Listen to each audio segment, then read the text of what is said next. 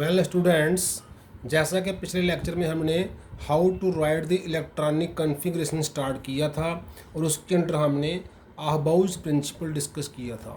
उसी को आगे बढ़ाते हुए अब हम लेने जा रहे हैं पालीज एक्सक्लूजन प्रिंसिपल। तो बच्चे इसका स्टेटमेंट क्या है? No two electrons in an atom can have the same set of 4 quantum numbers. किसी भी एटम के कोई भी 2 इलेक्ट्रॉन ऐसे नहीं हो सकते जिनके चारों क्वांटम नंबर जो हैं वो एक जैसे होंगे। If a particular electron in an atom has a set of 4 quantum numbers, और किसी इलेक्ट्रॉन के कोई 4 क्वांटम नंबर हमने अलॉट कर दिए, then all other electrons in that atom cannot have that same set। जो एक सेट बन चुका है, बाकी जितने भी इलेक्ट्रॉन हैं अब उनका वो वाला सेट नहीं हो सकता। जैसे सोडियम का एटॉमिक नंबर 11 है, उसमें 11 इलेक्ट्रॉन्स हैं, तो उसमें हर इलेक्ट्रॉन का अपना अपना एक सेट होगा। मीन सोडियम में 11 सेट सब क्वांटम नंबर होंगे। ऐसे कैल्शियम का एटॉमिक नंबर 20 है, उसमें 20 इलेक्ट्रॉन्स हैं, उसमें 20 सेट सब क्वांटम नंबर होंगे और 20 के 20 डिफरेंट होंगे, कोई भी 2 सेट उनमें सेम नहीं होंगे। मीन्स जितने भी इलेक्ट्रॉन है किसी के अंदर, यूरेनियम एक एटम है जिसमें 92 इलेक्ट्रॉन है, उसमें 92 डिफरेंट सेट्स होंगे, कोई 2 सेट्स सेम नहीं होंगे। That is all other electrons are excluded from that set, so it is named as Pauli's exclusion principle।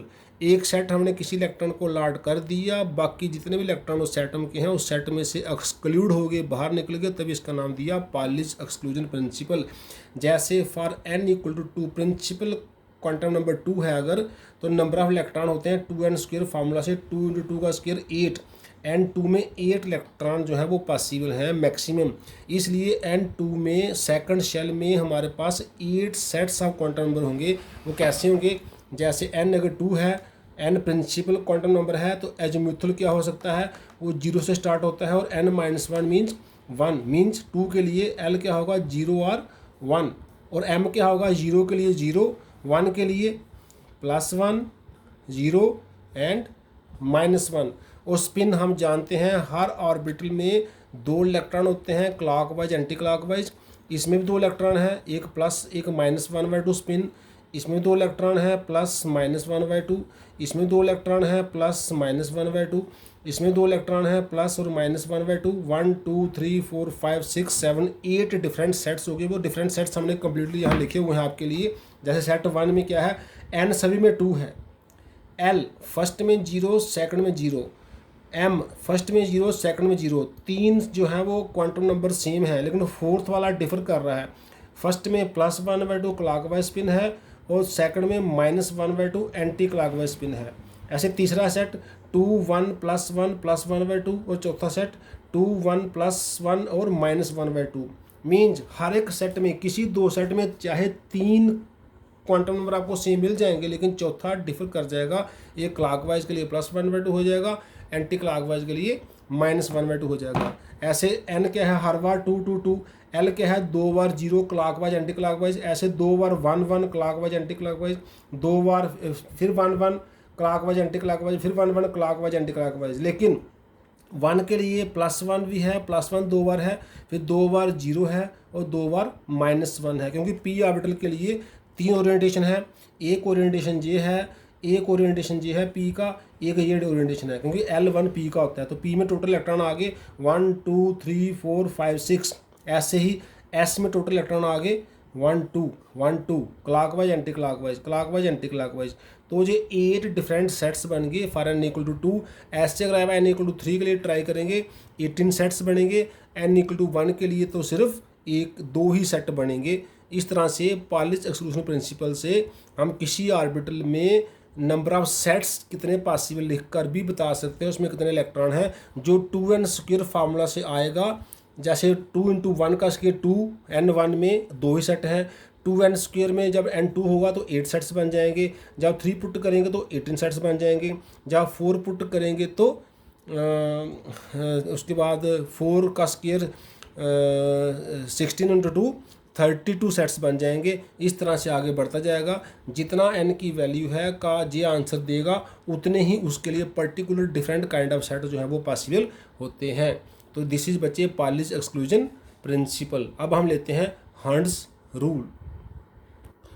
तो Hund's rule of maximum multiplicity statement क्या है इसका बच्चे, pairing of electrons in the orbitals belonging to the same subshell, जैसे PDF, जैसे P में क्या होता है 2px 2py 2pz, वो उनका N2 है सेम हो गया। T में क्या होता है जैसे 3D 5 होते हैं 3DXY 3DYZ 3DXZ 3DX² - Y² 3DZ²। तो हमने पढ़ा था P किसी भी शेल में 3 टाइप के होते हैं जिनका इक्वल एनर्जी होता है जो डी जनरेट होते हैं, ऐसे D 5 होते हैं, F 7 होते हैं। जब इनमें इलेक्ट्रॉन फिल होते हैं तो क्या होता है, पेयरिंग जो है डज नॉट टेक प्लेस, नहीं हो सकती अनटिल ईच ऑर्बिटल जो है इज सिंगली ऑक्यूपाइड, जब तक कि सब में एक एक इलेक्ट्रॉन ना जाए।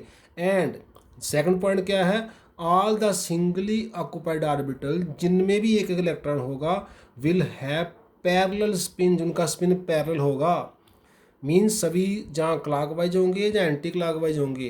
Parallel spins encounters less interelectronic repulsion and hence more stability, उससे रिपल्शन कम होती है, स्टेबिलिटी बढ़ जाती है। मैक्सिमम मल्टीप्लिसिटी का मीनिंग होता है बच्चे, the total spin of unpaired electron जो है इज मैक्सिमम। जैसे तीनों 2 इलेक्ट्रॉन हैं, दोनों क्लॉकवाइज हैं, +1/2 +1/2 तो 1 बन जाएगा। अगर एक क्लॉक है एक एंटी क्लॉक है तो वो 0 हो जाएगा, वो कम हो जाएगा। हम नाइट्रोजन की एग्जांपल लेते हैं। जैसे नाइट्रोजन में क्या है, एटॉमिक नंबर 7 है, तो 7 को कैसे फिल करेंगे, 1s में 2 इलेक्ट्रॉन जाएंगे बच्चे क्लॉकवाइज एंटी क्लॉकवाइज, 2s में 2 इलेक्ट्रॉन जाएंगे क्लॉकवाइज एंटी क्लॉकवाइज। टोटल हो गया 2 और 2 4 इलेक्ट्रॉन हो गए नाइट्रोजन के। अब 3 इलेक्ट्रॉन बचे आउट ऑफ 7। अब 3 इलेक्ट्रॉन कैसे भेज सकते हैं हम, जैसे 2p में 2pxj है, 2pyj है, 2pzj है। हम ऐसे कर सकते हैं 2p में 1, 2p में 2, x में और y में 1। इसमें हमने क्या किया, पेयरिंग पहले ही कर दी और इसको खाली रखा, इसलिए ये गलत हो गया, इट इज़ रॉन्ग। ऐसे ही, क्योंकि पहले क्या करना है, सिंगली ऑक्यूपाई करवाना है। सेकंड क्या है, ये तो ऐसे रहेगा, ये भी ऐसे रहेगा, लेकिन इसमें एक इलेक्ट्रॉन इसमें रखा, एक इसमें रखा, एक इसमें रखा। आप देख सकते हैं ये क्लॉकवाइज है, एरो अप है, ये एरो डाउन है, एंटी क्लॉकवाइज हो गया, ये एरो अप है, क्लॉकवाइज हो गया। है तो सिंगली ऑक्यूपाइड है, लेकिन ऑल द स्पिन जो है वो पैरेलल नहीं है। इसका स्पिन इससे कैंसिल कर जाएगा, स्पिन कम हो जाएगा, स्पिन मैक्सिमम नहीं रहेगा, तो ये भी गलत हो गया, इट इज़ आल्सो रॉन्ग। अब हम क्या करते हैं, इसमें 2 इलेक्ट्रॉन वैसे रखेंगे, इसमें 2 इलेक्ट्रॉन वैसे रखेंगे, clockwise anti clockwise, clockwise anti clockwise. इसमें जे भी क्लॉकवाइज, जे भी क्लॉकवाइज, जे भी क्लॉकवाइज। ऑल दी 3 ऑर्बिटल जो हैं 2p की वो सिंगली ऑक्यूपाइड हैं और सभी का स्पिन जो है वो पैरेलल है, एक डायरेक्शन में है। इससे क्या होगा, अगर इसका +1/2, इसका +1/2, इसका +1/2, तीनों का स्पिन जो है वो एड अप होके मैक्सिमम स्पिन बन जाएगा। तो सभी ऑर्बिटल को सिंगली ऑक्यूपाई करवाना है, और सिंगली ऑक्यूपाई जब करवाना है तो उनकी स्पिन जो है वो पैरेलल रखनी है, तो ये वाला हमारा सही हो जाएगा। इस तरह से नाइट्रोजन की कॉन्फ़िगरेशन लिखी जाएगी।